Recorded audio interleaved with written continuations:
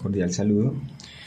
Esta actividad fue desarrollada y será presentada por Jessic Torres y Gina Alejandra González, estudiantes de la maestría en Ciencias Naturales y Matemáticas. A continuación presentaremos el diseño experimental de un factor del estudio de evaluación de la eficiencia de 3 fertilizantes edáficos sobre el rendimiento y calidad del zapallo. Este artículo lo escribió Mengíbar, Enciso y Martínez en el 2015. A partir de la información mostrada en el artículo, identificamos la situación problema planteada, donde a causa de la demanda de requerimientos nutricionales provenientes de las plantas, se hace indispensable hacer uso de fertilizantes, bien sea de composición orgánica o química. Esto lo hacen para aumentar la calidad y productividad de hortalizas.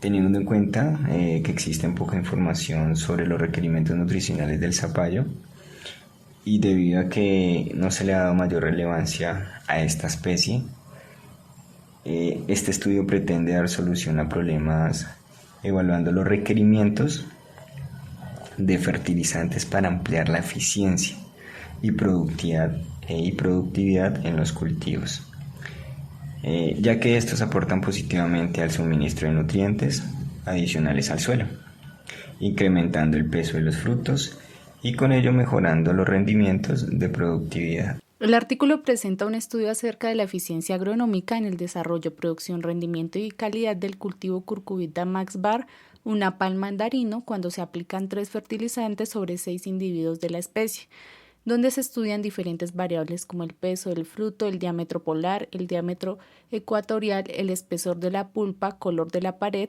número total de semillas, peso total de semillas, entre otros.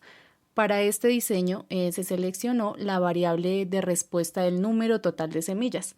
El factor corresponde a la dosis de fertilizante suministrada a cada individuo con 3 niveles o tratamientos. En el tratamiento número 1 tenemos el fertilizante comercial, en el tratamiento número 2 el fertilizante comercial más el 25%, en el tratamiento número 3 el fertilizante comercial más el 25%. A continuación se presenta el conjunto de datos que se utilizó para el análisis. Como lo dijo mi compañera, la variable de respuesta es el número total de semillas. Aquí se utilizó el fertilizante comercial, arroja una serie de datos, es decir, la cantidad de semillas que se obtuvieron. El Y sub I punto es la sumatoria de las muestras de cada uno de los tratamientos, como se encuentra representado en la columna número 1. El Y sub I punto a la 2 es elevar al cuadrado la sumatoria de cada uno de los 3 tratamientos, lo cual se ve representado en la columna número 2. Esto se hace con el fin de utilizarlo al momento de hallar la suma de cuadrados de los tratamientos en un análisis ANOVA. N sub I corresponde al número de observaciones de cada uno de los tratamientos. En este caso fueron 6. Y promedio sub I punto se obtiene de la división de los Y sub I sobre el número total de muestras de tratamientos.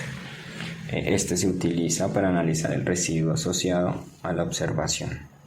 El Y sub IJ es cada uno de los datos obtenidos.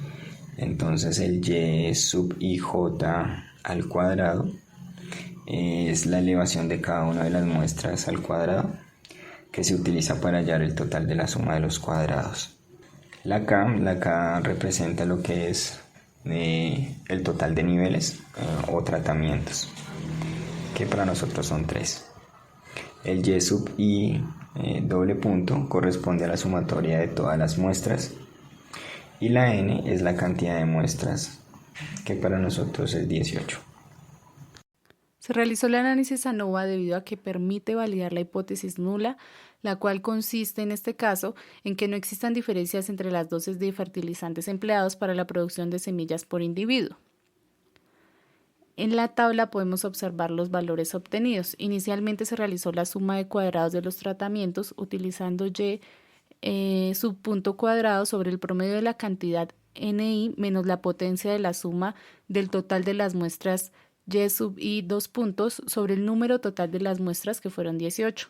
Seguido de esto se obtuvieron los grados de libertad respecto a los 3 tratamientos, a los cuales se le resta 1 y obtuvimos un valor de 2.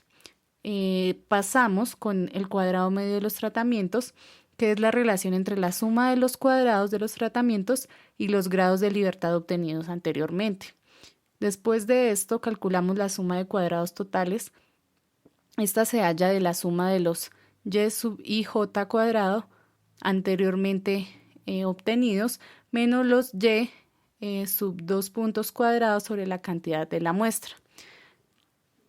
Continuamos con el cálculo del error de los cuadrados con las diferencias entre el total de la suma de los cuadrados y la suma de los cuadrados de los tratamientos, respectivamente.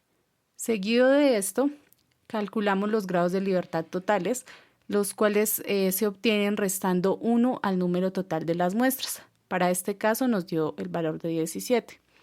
Y continuamos con los grados de libertad del error, que estos los calculamos restando los números totales de muestras menos el número de tratamientos, que dio 15.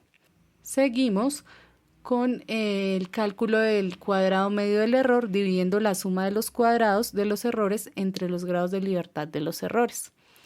Se calculó el F0, que es la variabilidad entre los tratamientos y el error experimental, que permite comprobar con la distribución de probabilidad de F, la cual nos permite corroborar la validez de la hipótesis anteriormente mencionada.